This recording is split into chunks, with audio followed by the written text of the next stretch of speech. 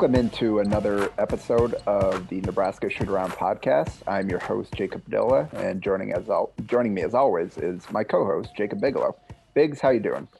Doing good, man. Just the dog days of conference basketball season, man. It's can't believe January's flown by. January's kind of flown by. We're already toward the back half of it. It's been a interesting past couple of weeks, to put it lightly. Yeah, we're kind of inching towards the midway point of conference play already, and here we stand. Nebraska is still winless in the Big Ten, and we just talked about this before we started recording, but it's interesting. Last week's episode, we named the little things. I focused on kind of the finishing stretch of that Illinois game and what cost them the win in that one and led to that game slipping away. And it seems like I don't remember the amount of times that I've heard the phrase "the little things" or some variation from people talking about Nebraska, people in the program over the past week. Fred Hoiberg's talked about it. He actually, I used a quote from him to plug the podcast because he said it the day after we recorded. That kind of fit in perfectly with what we were discussing. And then we'll talk about this a little later on in the podcast, but Kobe Webster had went on the radio and had some interesting comments, and the little things were one of the big topics discussed during that conversation. So I think that's kind of at the point now where those things really are starting to add up and really are holding this team back because they are showing improvement in other areas. And the biggest improvement, I think, since the last time we talked is the return of Trey McGowens. And I think that's where we need to start. He made his return. He sat for the Purdue game, like we talked about. Kind of felt like it would have been a little rush to throw him back out there 2 days after he got officially cleared. I wasn't expecting him to play in that game, so no surprise that he was a DNP in that one. But it was good to get him back out on the court for them. And he played, let's see here, it was 21 minutes and finished with 7 points, 1 of 2 from three, 4 of 4 from the free throw line. He had 2 defensive boards. He had an assist, 2 fouls, a turnover, and 2 steals in those 21 minutes. And Nebraska was +5 with him out there. The box score says +4, but I went back and counted. I'm not counting a free throw when he checked in between the 2 free throws. That goes to everybody else because the foul was committed before he was out there. So we'll give him an official +5 in this game in a 7-point loss, a 78-71 loss for Nebraska to Indiana. I guess we'll start with you and kind of what you noticed in Trey's first action in 2 months. Trey, we talked about it. We talked about it at the start of the year when they were going back and forth on social media in the offseason, and we talked about it last week. I think him going at Xavier Johnson on defense, whenever he was bringing the ball up or whenever he was crossing half court, they kind of got into it, going after a loose ball or two. They were going after each other. That was good to see. Just about everything that we talked about, the energy he brought. It was good to see him get a little ovation from the student section when he checked in. And then, on his first shot attempt of the year is also his first 3-point attempt of the year, and he cans it nothing but net. And that provided a little bit of juice in the building, little sleepy environment. 5 o'clock tip on a Monday, not exactly an ideal time to get the crowd into it, but that could also be said for the product on the floor that has led them to this point. But nonetheless, you could see the impact he made. I know Coach Hoiberg said on the pregame show that they were expecting 12 to 18 minutes, depending on how Trey felt. And obviously he felt good, and the coaches felt that he was making an impact enough to put him over that 12 to 18 minutes and get him over 20 off the bench. So I liked what I saw from him. It was just, in the grand scheme of things for the game, Nebraska just didn't really have an answer for the first team All-American on the other side that they locked up the first time they played. Yeah. We'll talk a little bit more about the game itself, but just continuing on with McGowens and kind of the difference he made. You asked me, I went back and watched his stints, rewatched them, and you asked me kind of what I learned from that. And the biggest takeaway is just how different it looks when he's guarding the ball compared to every other guard on the team. And he really did make a difference with his ball pressure, with staying in front of guys, with fighting through screens. He just moves his feet so much better than anybody else on the team. And Xavier Johnson, 9 points, 5 assists, 5 turnovers in 25 minutes. Rob Finney had he missed 3 threes and had a steal in 16 minutes. It's his complete stat line. And Trey was the guy guarding those guys a lot of the time.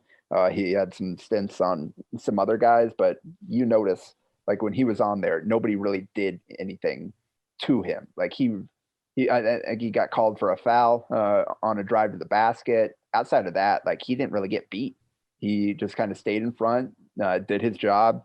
He had a few defensive plays where like, yeah, that's what they've been missing. And so the first stint when he checked in, he was not involved at all. He shared the court with Alonzo Verge and Bryce, and those guys did most of the ball handling early. And he didn't touch the ball until that 3-pointer. That was the first time he touched the ball since he broke his foot. And as soon as he caught it, rose up, swished that 3. I'm sure that had to feel great from him, but that happened at the 12th, basically almost 3 minutes after he checked in was the first time he touched the ball. They mostly kind of had him off the ball, over standing in the left corner. So I think it was just kind of easing him back in. He was like, all right, I'm going to go stand here, going to get used to playing again. But he caught that ball on the wing and let it fly and knocked it down.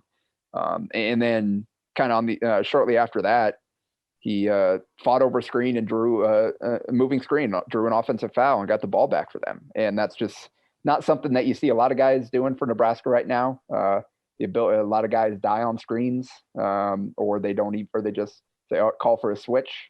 So that was kind of the impact plays he made in the first. And he almost picked up full court pressure and almost forced a turnover. And they ended up getting a stop on that possession. So those are the little things that he does that a lot of guys haven't been doing, just kind of that ability to put some kind of ball pressure on. We saw with Verge later in the game that he is capable of doing that. And I've always kind of said, like, he is the quickest of their guards. He's just not disciplined enough and not consistent enough with the effort to be a net positive on that end. But when he kind of like gets going and turns it up, he can be disruptive as well. But ultimately, Trey is kind of the best combination of a guy who's going to be steady and also assert that pressure on the ball. Second stint, he actually came in and was running the point. Kobe Webster and Verge were both on the bench. So it was him kind of initiating, bringing the ball up and all that. So he got to touch the ball a little bit more. He found Bryce for a catch and shoot 3 that didn't fall, that kind of went halfway down, popped out. Then here's another one of those. He got a deflection and then chased the ball down himself and drew a foul along the sideline in the bonus, went down, knocked 2 free throws. So that's, again, one of those hustle plays, one of those activity on defense plays that they've really been missing. And he's a guy that can really do that for you. And he also he attacked and drew a foul to get his other 2 free throws that he made. And then we also got a floor slap from him, 5:22 mark. Unfortunately, Indiana scored on that possession, but it wasn't on him. So that's see, we all know the iconic Ohio State, Nebraska guy slapping the floor in front of Ty Webster and Ty just going right by him. That's a gift that will live in infamy in Nebraska basketball. But I mean, I we talk about, I think everything comes back to the defensive end with Trey first and foremost. And I really liked hearing him talk about like how big a point of pride defense is to him in the post game. He was talking about, how both the McGowens brothers have talked about like their goal board or their dream board or like the goals they have or whatever. And I thought it was interesting to hear Trey, talk about, how much he wants to, make an all defensive team or, win defensive player of the year. And I mean, I think that's just an example of how you can tell like the defense is a point of pride to him. And that's something that he knows he can thrive at when he's on the court for this team. Yeah, and I think he said that was the only individual goal on there. Otherwise, it was championships, basically, just all team accomplishments. And that is one. Frankly, he's, I think, the only one on the team that cares enough on that end to actually put in the effort to get down and slap the floor. And that just kind of signifies that. But you could see him; he's still a little rusty handling the ball, especially. There were a couple of times where he just kind of lost the ball trying to handle it. Didn't cost Nebraska either time, but he wasn't totally 100%. And again, there were a lot of times when he was out there when he wasn't involved in offense. He was just kind of out there standing in the corner or whatever. So we'll see kind of how he integrates himself back into the lineup, especially when he is sharing the floor with another one of those ball handlers and isn't forced to kind of initiate everything himself like he was in that second stint. But you also had the jump ball and little skirmish with Xavier Johnson, his former teammate. That's kind of that edginess that Trey brings that I don't know that a lot of other guys do on this team. So that's kind of a bit of borderline play. Like he's trying to take the ball out of his hands, even though it wasn't Nebraska's ball anyway. So wouldn't have done any good. But I think he got in Xavier Johnson's head a little bit after that. And that's part of what Trey does as well. So that's kind of, he made a significant difference, a noticeable difference. It just looked different with him out there, particularly on the defensive end. And then a couple of those little hustle plays. We'll see again, how things change as they incorporate him on offense more, as he gets more involved. But I think that for the first game in 2 months, that went about as well as you could have hoped. And hopefully, as they're able to kind of ramp his minutes up and get him back closer to full strength, they'll be able to kind of replicate the impact. And again, they outscored Indiana in his minutes. It was the rest of the minutes that really cost them. Yeah, I mean, and you talked, last week about how, if you really want to think about the impact Trey could have made and like some of their close losses, they had him to guard, some impact players.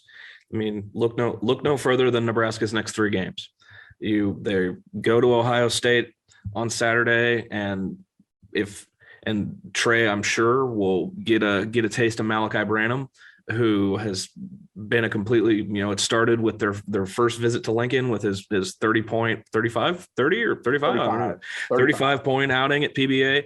And he's been playing pretty well for the Buckeyes since then. And then on Tuesday night, Wisconsin and Johnny Davis come to PBA.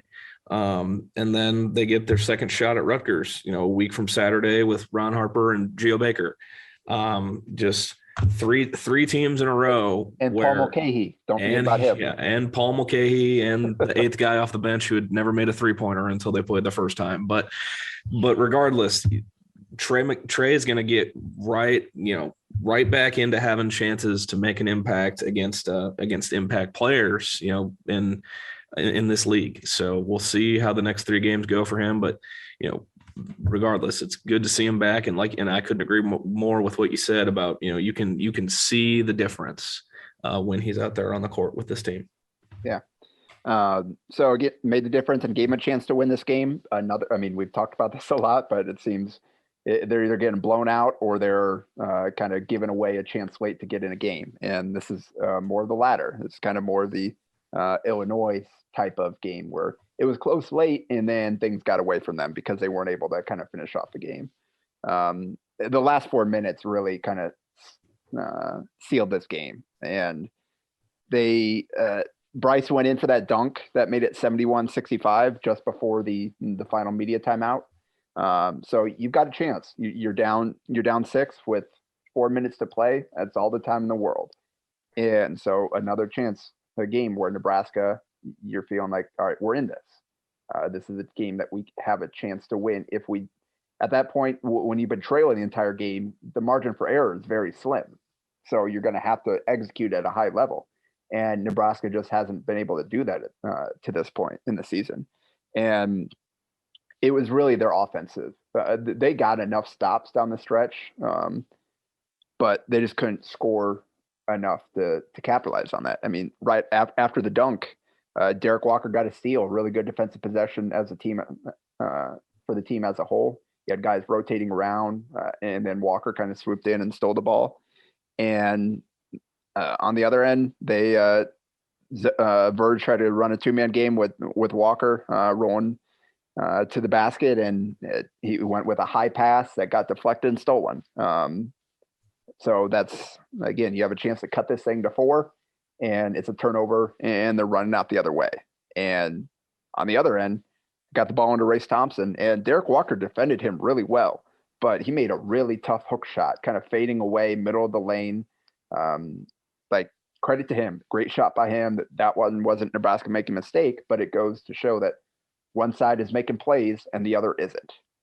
So instead of down 4, now you're down 8 with 3:17 left to play. Next time down, they got the ball to Bryce, and he ran a pick and roll and just kind of put his head down and attacked, and drew a foul and hit both shots with 2:55 to play. Now it's a 6-point game. So again, you lock in on defense here, you get a stop, you get a bucket, and Indiana starts to feel the pressure. What happened? They good defensive possession. Trey stayed in front of Rob Finney, kind of ended up forcing a pull-up 3 with 4 on the shot clock. Missed. So 2:28 left. Nebraska ball. You got the stop you needed. Now go down and get a bucket. And Verge kind of went in ISO, and he actually shook Parker Stewart, but this is, and kind of what we've seen dance a little bit too much, kind of not real direct with his movements, where, yeah, you can, he's shifty and he's got all these moves, but he doesn't create a lot of space a lot of the time. And what happened is, so he kind of shook him, and then he crossed backwards instead of immediately transitioning from the kind of crossover into attacking the basket. He crossed back and then attacked. And that gave Stewart enough time to slide with him to recover, challenge him. And what we've seen from Verge is he just has not been able to finish at the basket the way he thinks he can. And so many times where he goes up and shoots over a contest around the basket, and he just hasn't been able to finish it, and he hasn't been able to draw a foul. And that is kind of a big problem right now with him shooting the way that he does. And particularly in that moment, you got to get a bucket there. And he had a window there, but end up settling for kind of a runner off the glass over a contest. And he had shooters open on that play as well. So once you didn't see a clear path to the lane, jump stop, find your shooters, and then you got a chance to hit a 3 and get an even bigger, take a real dent into that lead. That 2:18 left, instead he forced a miss and another missed opportunity. They just looking here. They got another stop again. Credit to Verge for the ball pressure, picked his pocket, and he off the steal kind of pushed it ahead. Xavier Johnson got back, and I thought this should have been a foul because he was not set and jumping vertical. He jumped sideways with him to get in front of him. But again, Verge didn't get a call, which he hasn't gotten a lot of calls this year, and he wasn't able to finish the play. So that's again, it's just you got to make a play. Latman got the offensive rebound. Actually, this is another big play from Trey. Trey's the one that tipped it out to Lat, and Lat kicked it out to Trey. Trey hit it, swung the ball to Bryce, kind of coming back, run down the court in trail position. Open look, but he put it about a foot to the left of the rim, unfortunately. Yep. So once again, they had their chances and they just couldn't make the play.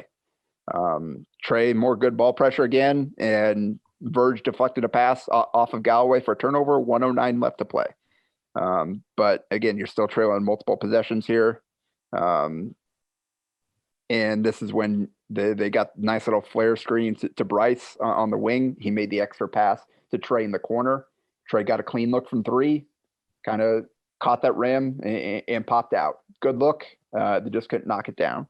And then basically after that, they made the decision not to foul.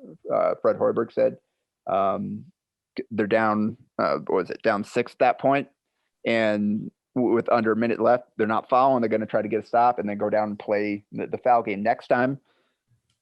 McGowens tried to beat Johnson to the spot, try to get a charge, but they call the blocking foul. It's probably the right call. He wasn't established ahead. He kind of like tried to lunge in front of him. I mean, you've seen it called that way, but it was probably the right call. But with 28.9 to go, they go up to the line, knock down both, and now it's an 8-point game. The game's essentially over at that point. So I know there was people weren't happy about Verge kind of walking the ball up the court on the last possession instead of like kind of jogged it up. But I mean, you're down 7 at that point with like 20 seconds left. The game's over. So is what it is at that point. You'd like to see a little bit more urgency. Like if you're out there, you might as well keep playing. But I'm not too worried about that. So again, this is another just kind of going through the play-by-play here. They had their chances. They did what they needed to give themselves a chance on the defensive end, at least. They got the stops. They got some turnovers. You had a lot of different guys involved with getting those stops. And Verge, Trey, Bryce, all these guys had opportunities to make shots, and they just couldn't do it. And so that's when you dig yourself an early hole, you have a very small margin for error. And this team has erred far too frequently to get these wins. Absolutely. I couldn't agree more. And then in terms of like how Indiana, won this game, it was kind of the polar opposite of the first time these two teams played. The first time they played at Assembly Hall, Nebraska only shot 5 free throws. They hit that mark before the under 12 in the first half. It was pretty quick, but Trace Jackson Davis, 23 points, 12 rebounds. The first time around, he was pretty much held in check, and it was everyone else. It was the Tamar Bateses and the Parker Stewarts that and get role guys like Geronimo who helped Indiana win this game. And they only had 3 guys in double figures, and 2 of them were arguably one of the better 1-2 punches inside in the Big Ten, and Trace and Race Thompson.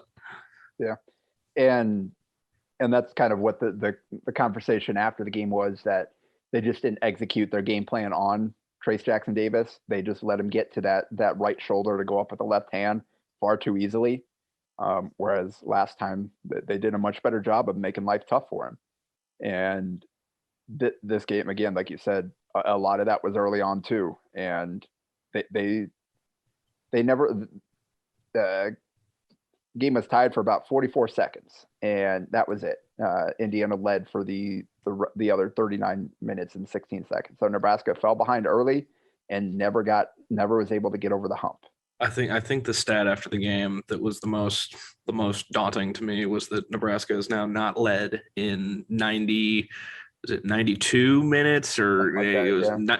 not let's just 90 plus minutes of game time since Nebraska has held a lead in the game in a basketball game. And I think that goes back to around the under 4 timeout of the Illinois game.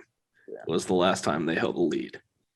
Yeah, and that obviously includes the Purdue game, which we kind of glossed over a little bit, but that was a 92-65 loss for Nebraska. That game was tied for 24 seconds, and then Nebraska trailed for the rest of it. So kind of intimated that could get ugly. Mackey Arena on a Friday night against a very good team, and it got ugly quick. And there's not really much else to say in that regard. So yeah, you had 9 guys with 2 fouls in the first half between the two teams, I think, something like that. Well, that was in the Indiana game. Yeah, that's right. Yeah, that was in the Indiana game. We got the Steve McJunkins experience in the Indiana game. And then Derek Walker picked up 2 right away, and then Eduardo Andre came in behind him and picked up 2 right away. Bryce picked up 2 in the first half. So Derek Walker only played 20 minutes against Purdue. He only played 19 against Indiana because of foul trouble. He scored a total of 12 points in those 2 games on 11 shots. So that's been his kind of emergence has been a big key to them being competitive, and that's been taken away the last couple of games. They need to find a way to keep him out there on the court. And I thought Purdue, I mean, it is what it is. We don't need to talk about that game. That's No. completely outclassed in that game. Zach Edey, 22 and 9, on 9 to 12 shooting. Yeah, you come into a road game when you're 1 and 20 something in road games, and that road game is against a top 5 team in the country with not 1, not 2, but 3 players who are on the wooden watch list, and you're 20-point underdogs. Yeah, man, it went about as you'd expect. Yeah, going in that game, I wondered who's going to guard Jaden Ivey, and the answer was nobody. He finished 17, 5 and 4, and was sitting by halfway through the second half, laughing on the bench. Yeah.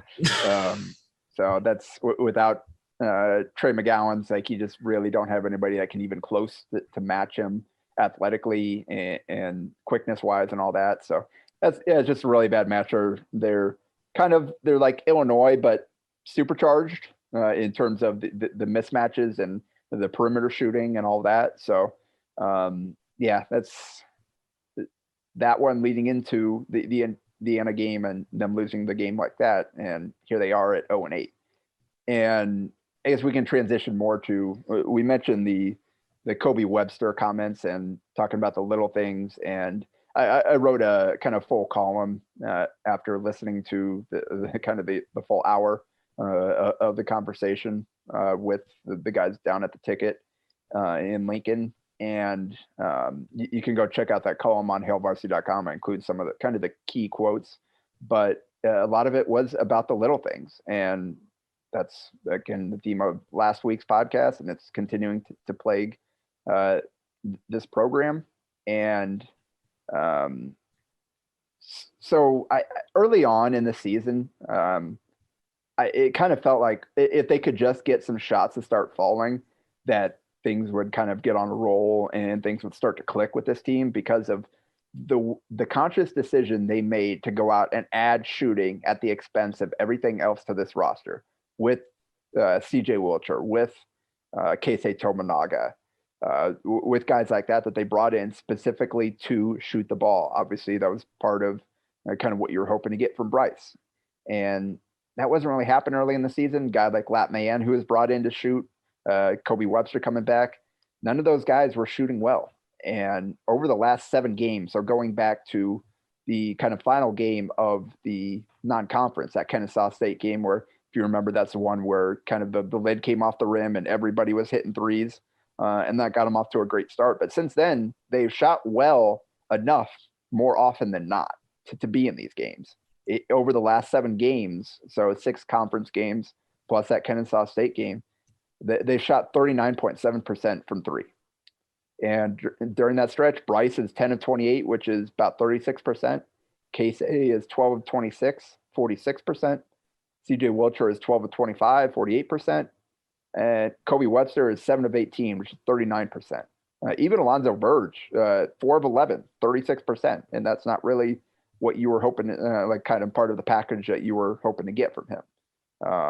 Anytime he hits one is kind of a bonus.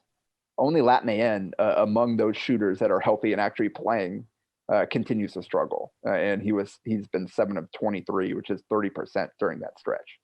And Lat is becoming a bigger and a bigger issue as the season goes on, because he hurts them in so many areas outside of that if the shots aren't falling, then it's really a big net negative in his minutes. And on top of that, they don't have another option right now with the lack of health and development at that 4 spot. So they're starting to shoot the ball better, and they're still losing.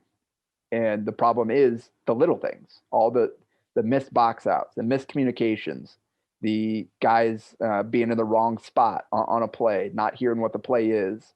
All these little things really add up. And if you don't box out Coleman Hawkins in a tie game with a few minutes to play, then you deserve to lose. And that's kind of what Nebraska has done consistently. It even goes back to the first game of the year, Yeah. going over on a screen and going over on a screen against Western Illinois to give up an open three. I mean, it goes back to the very first game of the year. It's been something that has been harped on by Fred Hoiberg, and every time he's talked to you guys, and I don't know why it's taken until, they're 0-8 in the league and we're 19 games into the season for it to be more widely a topic in the discourse surrounding this team. But here we are, I guess. I mean, I don't know why it took this long, but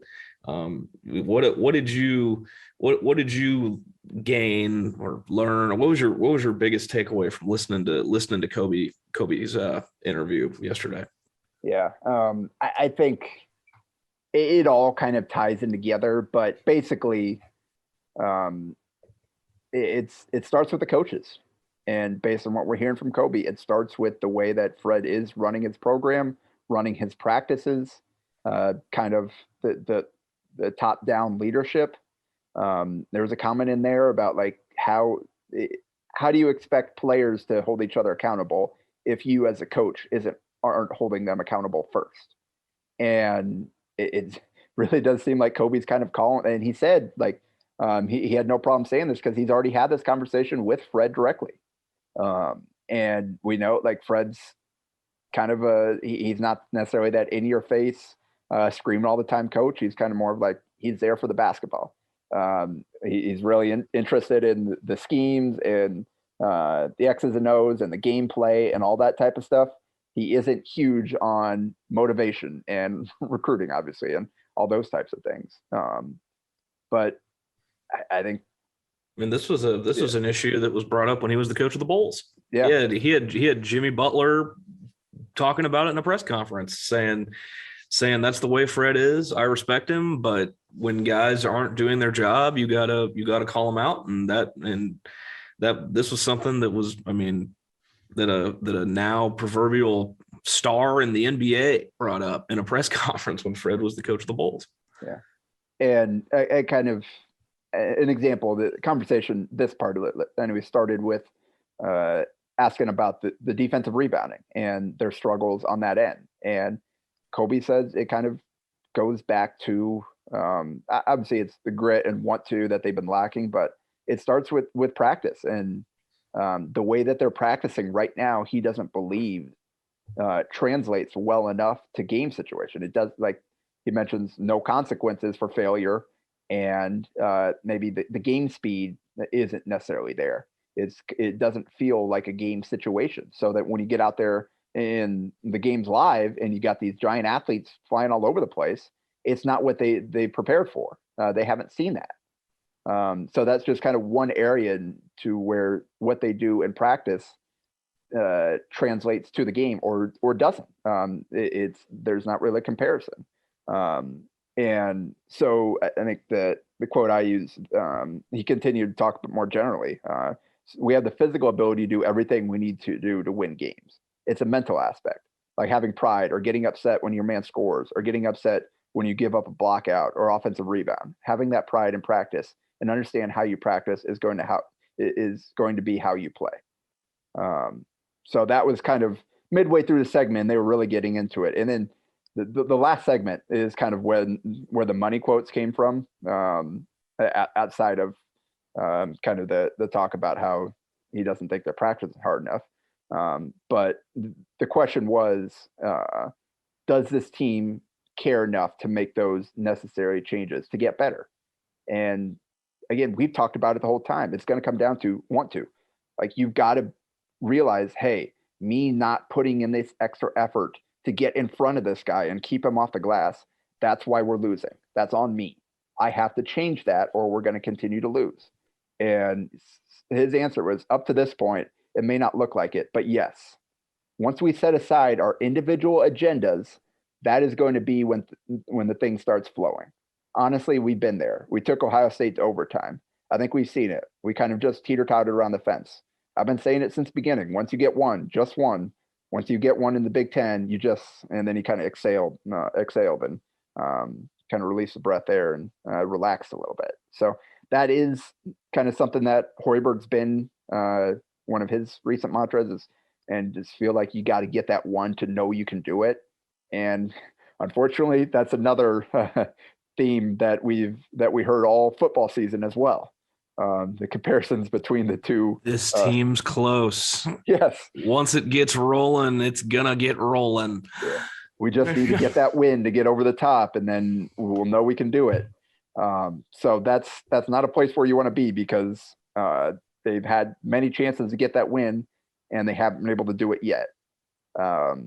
So that is kind of the individual agendas portion of that is interesting, and just kind of part of that too is like it's the back and forth. We talk about the player kind of player led team and all that type of stuff. Basically, Kobe said right now there is no players holding each other accountable because guys don't want to hear it. They're not willing to respond to their teammates kind of getting on them, and that's a really bad place to be. That's how you don't get better, is when guys aren't willing to buy in. Because again, Vershawn Jackson, former Husker football player, kind of joined the show later on because he was going to host the one afterward, and asked him again, like, how much do they focus on those little things in practice, and who holds guys that may be slacking a little bit accountable? And his answer was, to answer the first question, not hard enough, not emphasized enough. I'll leave it at that. So that off the bat, it's not great, not what you want to hear. No, and then, not whatsoever. Yeah, who is the guy? It's a weird dynamic. I'm trying to figure out how to say this. I'll say this because I've had this conversation with Coach, so this isn't a secret. I told Coach, how can you expect another player? He always talks about player-led teams. How can you expect another player to hold his teammate accountable if the coaches don't hold them accountable? So that's kind of that quote I mentioned earlier. So those were kind of the money quotes coming from there. It's just it's in a bad spot right now. This is kind of a guy that decided, you know what, I'm going to come back for an extra year of this. He was excited about where the program was heading at the tail end of last season with some of those losses and the way they were playing down the stretch. And here he is now, kind of midway through the extra year, just saying like, this isn't working. And part of the reason it's not working is because of the way that we're doing things. Yeah, I mean, he's played the most college basketball of anyone on the roster. He's been through it. He was a part of a not ideal situation at his previous stop at Western Illinois. So, I mean, he knows a thing or two about what dysfunction on and off the court can look like. And you could tell listening to the entire hour that it's weighing on him. I mean, he's seen he's not he's probably not playing as much as definitely isn't playing as much as he has in previous years, maybe not as much as he expected this year, but you can tell it's weighing on him. You can tell how much he cares. But in the grand scheme of things, I don't know what says more about, this dysfunctionality is one way to put it, or what, I mean, however you interpret it. I don't know what says more about it, what we're seeing during the games, like what we're talking, what we started this podcast to talk about, or the fact that a veteran leader on your team is willing to go and air all of this out. Yeah. On a local radio station. I don't know what says more about whatever is going on in that program, if it's what we're seeing or what we heard yesterday. I don't know what says more. And it's probably a little bit of both, but neither one is ideal in any way, shape, or form. And the fact that he said, like, I've already had this conversation with Coach, and yet we're still at this place where he needs to repeat, like, this is still how I'm seeing it. And things haven't changed yet. And after 8 Big Ten losses, they're 6-12 right now. I think, what'd you say? KenPom said KenPom has them projected to win 2 more games. Yeah. Going 8-20 on the season. Yeah. That's a lot of losses. So it's at the point now where it's got to change right now. Like, if it's not, it's kind of a now or never deal, especially like Trey coming back will help. I think Derek Walker, for the most part, has been their steadiest player. He's been doing some of those things that a lot of the other guys aren't necessarily. But Trey isn't going to fix it on his own. And clearly Derek hasn't been enough because he's been doing it and still not leading to win. So it starts with the guys that have the ball in their hands most. And that's Alonzo Verge and it's Bryce McGowens. And they've got to make better decisions on offense and they got to put in more effort on defense. Those are kind of those are your two leading scorers, the guys that have the ball the most that can make the biggest impact on this team. And those are the guys that they have to set the tone. They've got to make the change. Like Kobe Webster as the seventh or eighth man, he can only do so much. And it's got to be those guys in those key roles. And it's got to be Lat Man as well. Like he flat out has to play, but I don't know how many times I've gone back and watched and realized, oh, Lat's the one that gave up this board or Lat's the one that didn't rotate. They got to get more out of him. And it's obviously shooting the ball better would be huge, but that's only somewhat under your control.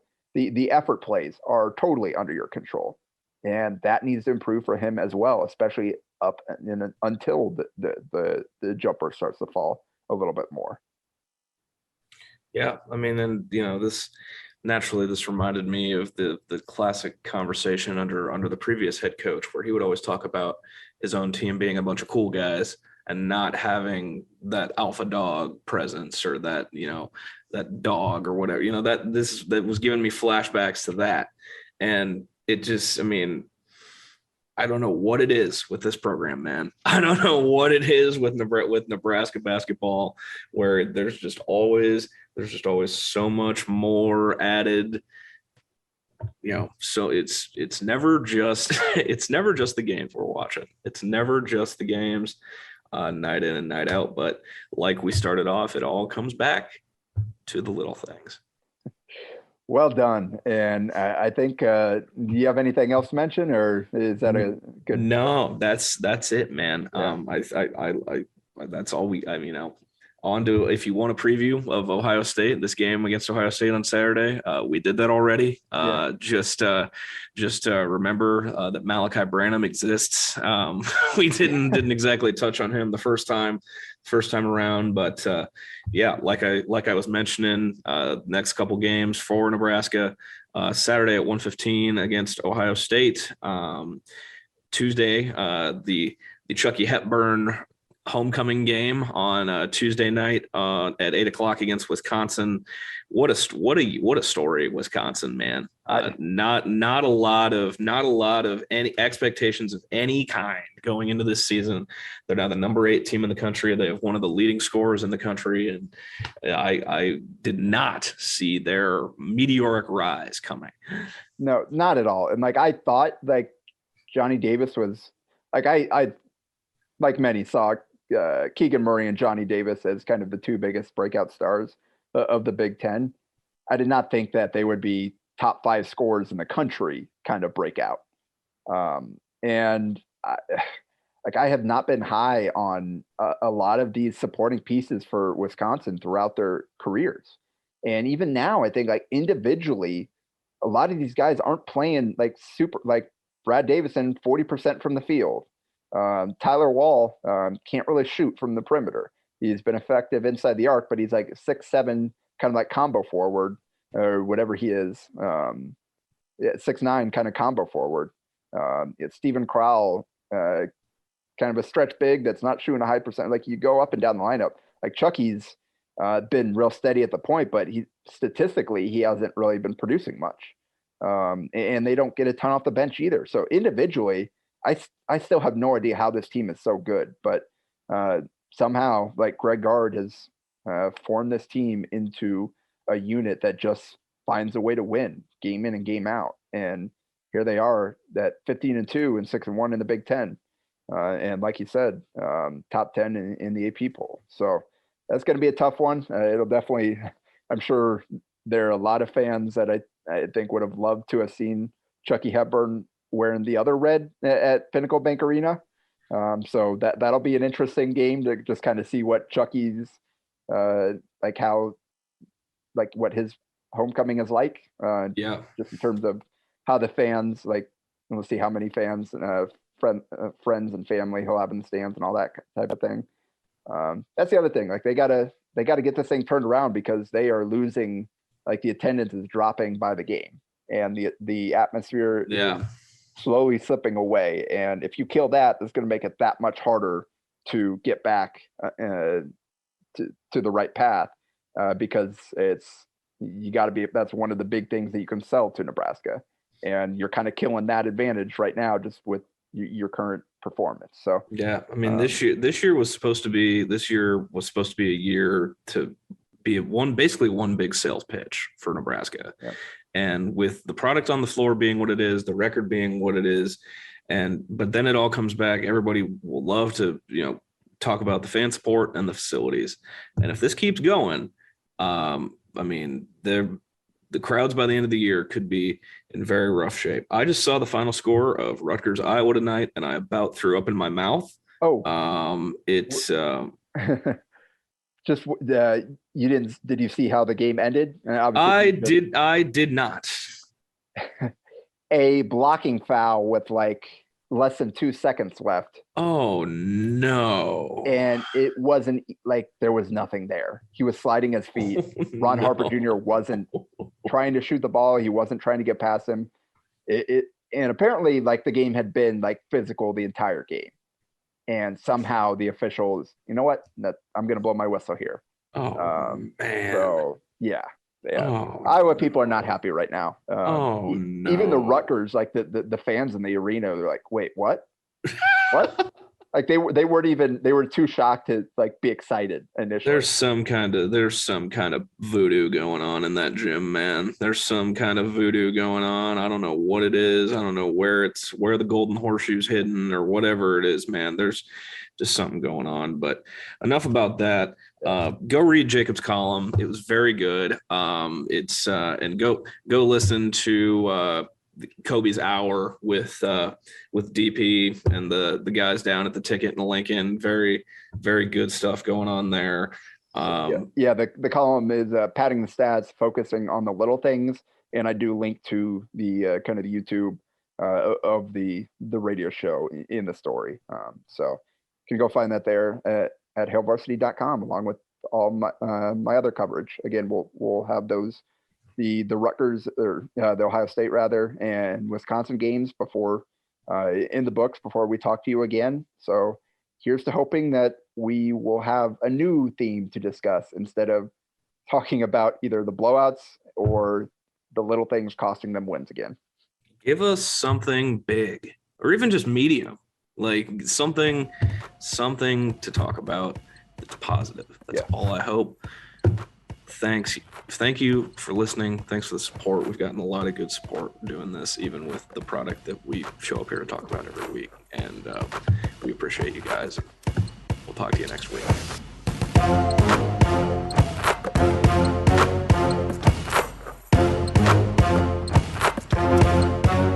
A Hurrdat Media Production.